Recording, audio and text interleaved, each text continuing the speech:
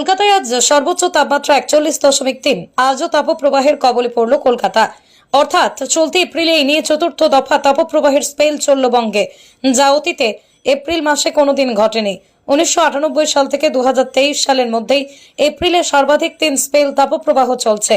2024 সালের আজকের তারিখ ধরে এপ্রিলে মোট 9 দিনের তাপপ্রবাহ, 4 দিনের রেকর্ড মোট 8 দিন। 2024 সালে সেই রেকর্ড ভেঙে দিল এপ্রিলের তাপপ্রবাহ। পরিস্থিতির কোনো বদল এই মুহূর্তে নয়। প্রচন্ড উষ্ণ পশ্চিমের হাওয়া অবাধে দাপট দেখাচ্ছে বাংলায়। প্রতিদিন সন্ধ্যার পর বঙ্গোপসাগরে জলীয় বাষ্পপূর্ণ হাওয়া ঢুকছে, কিন্তু তা বেশ দুর্বল। কাল থেকে 4 মে রাজ্যে কোনো রকম বৃষ্টি নেই। আগামী 5 দিনের তাপমাত্রায় তেমন কোনো হাইজাম নেই, অর্থাৎ তাপপ্রবাহ থাকবে, কিন্তু আর তাপপ্রবাহ বাড়বে না, কমবে না। 23 এপ্রিল দার্জিলিং, কালিম্পং, জলপাইগুড়িতে বৃষ্টি। পরের দিন 1 জুন এই বৃষ্টির তালিকায় যোগ হবে কোচবিহার এবং আলিপুরদুয়ার।